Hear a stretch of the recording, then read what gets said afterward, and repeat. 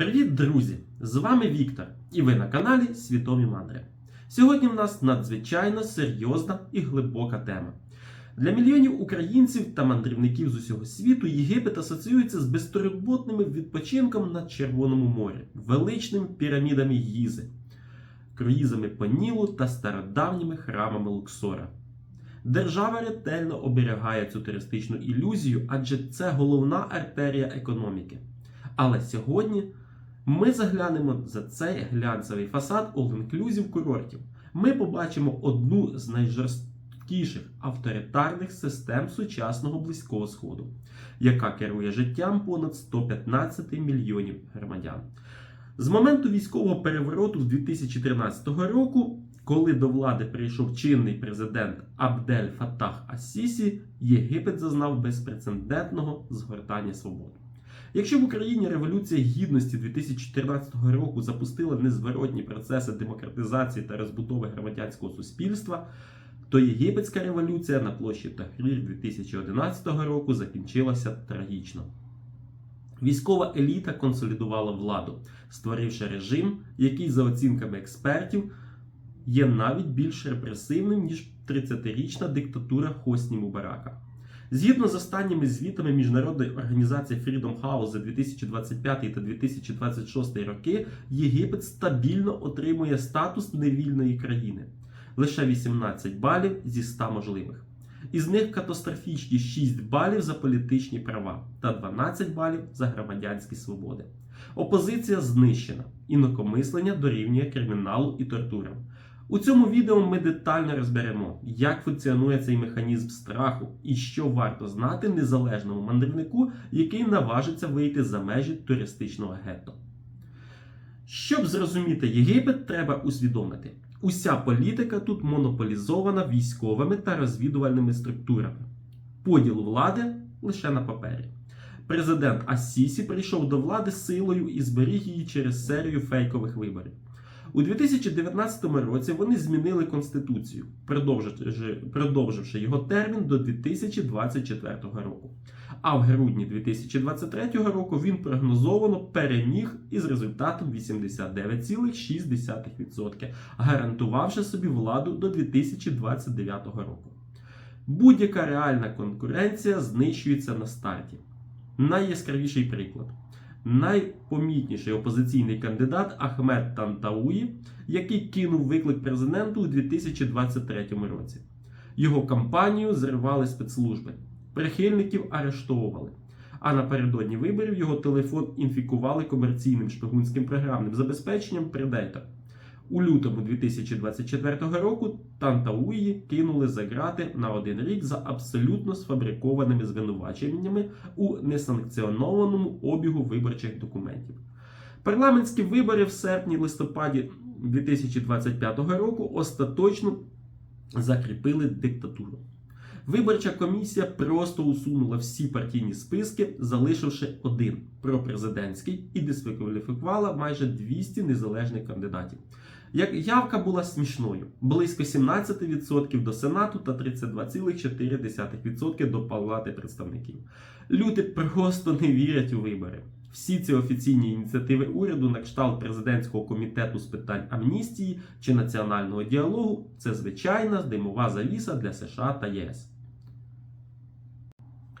Для нас, українців, звична річ відкрита критика влади та журналістські розслідування. В Єгипті ж свобода слова – це загроза національній безпеці. У світовому індексі свободи преси від Репортерів без кордонів за 2025 рік Єгипет посідає ганебне 170 місце з 180, опинившись в одній компанії з КНДР, Іраном та Еритреєю. Держава створила Вищу раду з регулювання медіа SCMR, яка просто блокує все живе без рішень суду. Написали про корупцію в армії, ваш сайт зникає. У жовтні 2024 року вони відмовили в ліцензії незалежному сайту Фекартені, хоча ті виконали усі вимоги. У листопаді без пояснень заблокували новинний ресурс Cairo24, а в лютому 2025-го медіа Zavia 3, яке взагалі базується в Брюсселі. Історія видання Мада Масер Це взагалі трилер. Їхній сайт давно заблокований, але вони працювали через VPN. У серпні 2025 року головну редакторку Ліну Аталу, лауреатку премії за незалежність 2020 року, викликали на допит до Вищої прокуратури Державної безпеки. Звинуватили у поширенні неправдивої інформації за статтю про тортури ув'язнених і випустили під заставу в 30 тисяч єгипетських фунтів. За даними правозахисників, станом на 2025 рік в тюрмах сиділо від 23 до 37 журналістів. Вони сидять роками без суду. А хто отримує вирок, то за абсурдними статтями. Економіст Абдель Халек Фарук у жовтні 2025 року отримав 5 років тюрми просто за критику економіки уряду. Журналіста Ісмаїла Іскандарані затримали у вересні 2025-го за пости у власному Фейсбук. Опозиційний видавець Хішам Касер знов отримав звинувачення в дефамації за пости, за які вже він відсидів у 2024 році. В Україні панує абсолютна самоцензура. Єгипетська влада добре пам'ятає, як соцмережі допомогли повалити Мубарака. Сьогодні оцінка свободи інтернету в Єгипті мізерні 28 балів зі 100. Національне агентство регулювання телекомунікацій NTRA системно блокує VIP-дзвінки WhatsApp, Skype, Viber. Попри обіцянки зняти заборону наприкінці 2024 року. Зателефонувати додому через інтернет часто неможливо без VPN. Інтернет використовують як колективне покарання. Коли в червні та липні 2024 року через спеку почалися відключення світла, люди вийшли в соцмережі протестувати. Реакція – понад 100 осіб було довільно затримано лише за заклики в інтернеті. Але найстрашніше – це кібершпигунство. Розслідування Citizen Lab та Amnesty International довели, що єгипетські спецслужби неодноразово використовували ізраїльську програму Pegasus від NSO Group. Вона заражає айфони та андроїди через нульовий клік і дає агентам повний доступ до камери, мікрофона та повідомлень. Нагадаю, перед виборами 2023 року телефон Тантауї зламали аналогічною програмою Predator. Але якщо ви думаєте, що саджають тільки політиків, ви дуже помиляєтесь. Уряд розгорнув війну з сімейними цінностями, озброївшись законом про боротьбу з кіберзлочинністю номер 175 від 2018 року. Головна мішень – TikTok. З липня по вересень 2025 року було заарештовано щонайменше 50 відеоблогерів, переважно молодих дівчат, за поширення розпусти. У жовтні 2025-го блогерка Мар'ям Айман, відома як Сузі Ель Ордонія, отримала рік в'язниці та штраф у 100 тисяч фунтів. У листопаді 2025-го відеоблогер Мохамед Абдель Ааті отримав 2 роки і штраф 100 тисяч фунтів. Блогерку Камер Аль-Вакала засудили до 6 місяців каторжних робіт з конфіскацією смартфона. Вирок щодо блогерки Оммека залишили в силі – півроку умовно і 100 тисяч штрафу. А в Олександрії почали розслідування проти Боли Сакіни за непристойний контент. Будь-який танець чи вбрання може зруйнувати вам життя. Право на протест в Єгипті після перевороту 2013 року просто зникло. Законодавство вимагає дозволу від МВС на будь-який марш, але опозиції його ніколи не дадуть. Будь-яке зібрання розганяють газом і армією. Навіть якщо ви підтримуєте офіційну позицію держави, вам не дозволять зібратися самостійно. Уряд на словах підтримує газу. Але коли у 2025 році активісти спробували організувати незалежний марш за газу, Газа-марш, силовики заарештували десятки людей за статтями про тероризм, а іноземців, які долучилися, просто депортували. Робітничі страйки за мінімальну зарплату миттєво придушуються Агентством національної безпеки (NSA) через арешти та звільнення. Якщо в Україні волонтери і фонди – це рушійна сила держави, то в Єгипті НУО, неурядові організації, вважають екзистенційною загрозою. Держава душить 55 тисяч організацій через закон номер 149 від 2019 року та його положення 2021 року. Правозахисники з Human Rights Watch і Cairo Institute for Human Rights Studies просто кричать про це. Закон забороняє будь-яку політичну діяльність, навіть моніторинг виборів.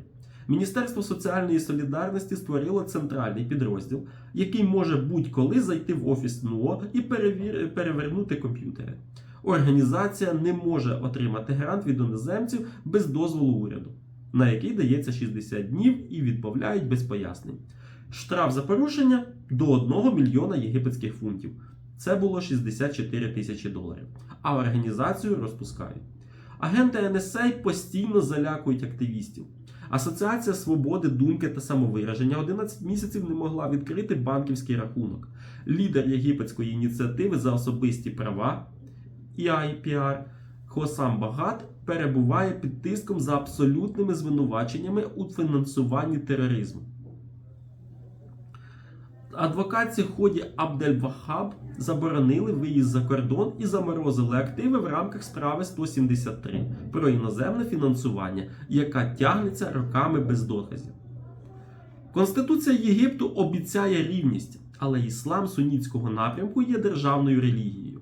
Коптські християни, яких тут понад 10 мільйонів, приблизно 10% населення, системно дискримінуються. Якщо радикальні мусульмани нападають на християн у селах, замість суду поліція влаштовує традиційне примирення, змушуючи жертв відкликати скарги і виїхати з села. Лише 3613 церков отримали дозволи на будівництво з 2016 року. Тисячі громад чекають роками. А менші групи – Бахаї, Свідки Єгови, Ахмаді чи Юдеї – взагалі не мають офіційного визнання. Їм не дають навіть зареєструвати власні кладовища, а мусульман Ахмаді кидають у тюрми. Найстрашніша зброя влади – це стаття 98F Кримінального кодексу про богохульство. У квітні 2026 року коптський дослідник і ютубер Августіанос Саман, мав понад 100 тисяч підписників, отримав 5 років каторжних робіт. Його провина – він публікував відео, де академічно пояснював розбіжності з ісламом. Організація ADF International подала апеляцію, але факт залишається. Християнська проповідь онлайн стала криміналом. У липні 2025 року Саїда Абдель-Разека, який перейшов з ісламу в християнство, звинуватили у неповазі до ісламу і приєднанні до терористичної організації. Атеїзм також вважається загрозою національній безпеці. У вересні 2025-го заарештували Магеда Закарію Абдель-Рахмана, муфтія людства. А за ним ще 14 людей просто за коментарі на сторінці арабської мережі атеїстів у Фейсбук. Навіть ісламські мислителі, кораністи, як Ереда Абдель-Рахман, яким не подобається лінія університету Аль-Азгар, не можуть виїхати з країни. Прямого закону проти гомосексуальності немає. Але держава використовує колоніальний закон номер 10 від 1961 року про розпусту та скандальні дії. За даними правозахисників групи Бедая, суди накопичують звинувачення і дають до 6, а іноді і до 17 років каторжних робіт. Поліція активно полює, створює фейкові профілі у додатку Grindr, призначає побачення і арештовує людей. Затриманих катують і піддають примусовим анальним обстеженням, що за нормами ООН є сексуальним насильством і тортурами. У січні 2024 року економічний суд Олександрії зробив ще гірше. Вони інтерпретували статтю 25 закону про кіберзлочинність так, що тепер навіть приватне фото на телефоні або повідомлення – це кримінал. А трансгендерні люди, щоб отримати документи, повинні пройти принизливу бюрократію і отримати дозвіл від Суддівського університету Аль-Азгар або Коптської православної церкви в Олександрії, що майже неможливо. Судова система Єгипту – це репресивний конвеєр. В Україні близько 60 тисяч політичних в'язнів. Щоб обійти закон, який обмежує попереднє ув'язнення 2 роками, прокуратура державної безпеки придумала механізм переробки – recycled або rotation. Коли 2 роки минають, вам шиють нову сфабриковану справу про тероризм, і відлік починається заново. Студенти і журналісти сидять так по 4-6 років без суду. Судові засідання масово проводять по відеозв'язку – Remote Video Conference, щоб суддя не бачив слідів тортур на тілі. Лише з вересня 2024 по травень 2025 року близько 6 тисяч осіб відправили до спеціальних терористичних округів та судів. А в листопаді 2025 року Ас-Сісі підписав новий кримінально-процесуальний кодекс, який ще більше розширив права репресивних органів. Умови у в'язницях – це смерть. Лише за перші 9 місяців 2025 року група Committee for Justice зафіксувала смерть 44 затриманих через відмову у лікуванні. Символом жаху став новий комплекс Бадр. У блоці Бадр-3 умови такі страшні, що у 2025 році там були масові спроби самогубств. У в'язниці Бадр-1 утримують доктора Салаха Султана, резидента США, якому спеціально не дають ліки. Відома правозахисниця Худа Абдель Монейм відсиділа 5 років у 2023-му. Її не випустили через ресайклінг. І у 2025 році вона перенесла 2 серцеві напади в тюрмі. Навіть якщо вас випустили, ви не вільні. Символ революції 2011 року Аллах Абдель Фаттах напередодні звільнення у вересні 2024-го отримав ще 2 роки. Його помилував президент у вересні 2025 року. Але коли 11 листопада 2025 він спробував вилетіти з аеропорта Каїра, спецслужби просто заборонили йому виїзд. А в таємних ізоляторах Агентства національної безпеки (NSA) людей б'ють струмом, роздягають і тримають комунікадо. Бувають і позасудові страти. 10 квітня 2025 року поліція розстріляла Юсефа Ель-Сорхані та Фарджа Аль-Фазарі в Марса-Матрух через кілька годин після того, як вони самі здалися владі. І за це ніхто не покараний. Якщо ви вирішите подорожувати Єгиптом самостійно, пам'ятайте, всюди армія і поліція. Уряди США, Британії та Канади стабільно дають Єгипту рівень безпеки Level 2. Північний та Середній Синай – це статус Level 4 Do Not Travel. Там йде війна армії з терористами, доступ суворо заборонений. Західна пустеля біля кордону з Лівією, зона 20 км від кордону закрита. Подорожі там лише з конвоями та поліцейським ескортом. Південний Синай, Шарм, Дахаб, гора Синай безпечні. Але їздити поза трасами оффроад не можна, тільки організованими колонами. Лише долина Нілу, Каїр, Луксор, Асуан відносно вільна, відкрита, але з купою блокпостів. І пам'ятайте, тисячі дисидентів мають travel bans – заборону на виїзд з країни взагалі. Українські блогери звикли знімати все підряд. В Єгипті це може закінчитися тюрмою за шпигунство. Головне – забудьте про дрони.